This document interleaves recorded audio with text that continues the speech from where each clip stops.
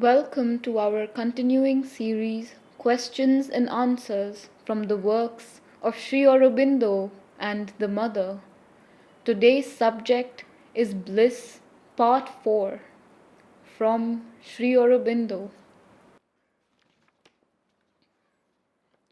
The ascent to the Gnosis, the possession of something of the Gnostic consciousness, must elevate the soul of man and sublimate his life in the world into a glory of light and power and bliss and infinity that can seem in comparison with the lame action and limited realizations of our present mental and physical existence, the very status and dynamis of a perfection final and absolute. The Upanishad tells us that after the knowledge self, above the mental is possessed, and all the lower selves have been drawn up into it, there is another and last step of all still left to us, though one might ask, is it eternally the last, or only the last practically conceivable, or at all necessary for us now? To take up our Gnostic existence into the bliss self, and there complete the spiritual self-discovery of the divine infinite. Ananda, a supreme bliss eternal, far other and higher in its character than the highest human joy or pleasure, is the essential and original nature of the spirit. In Ananda, our spirit will find its true self. In Ananda, its essential consciousness. In Ananda, the absolute power of its existence. The embodied soul's entry into this highest absolute, unlimited, unconditional bliss of the spirit is the infinite liberation and the infinite perfection. It is true that something of this bliss can be enjoyed by reflection, by a qualified descent even on the lower planes where the Purusha plays with his modified and qualified nature. There can be the experience of a spiritual and boundless Ananda on the plane of matter, on the plane of life, on the plane of mind, as well as on the Gnostic truth plane of knowledge, and above it. And the yogin who enters into these lesser realizations may find them so complete and compelling that he will imagine there is nothing greater, nothing beyond it.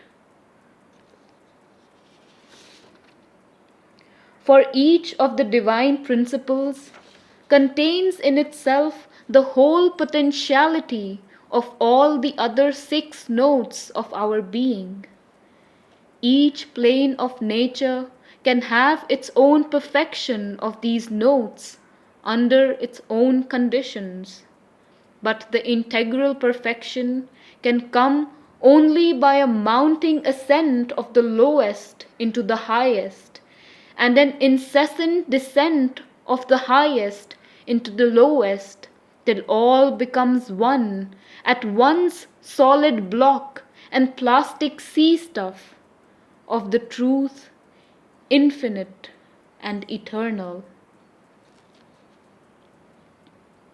In the bliss nature, there is no center, nor any voluntary or imposed circumference, but all is.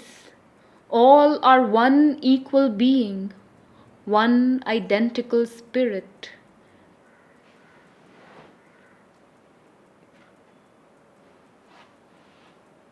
This soul finds and feels itself everywhere.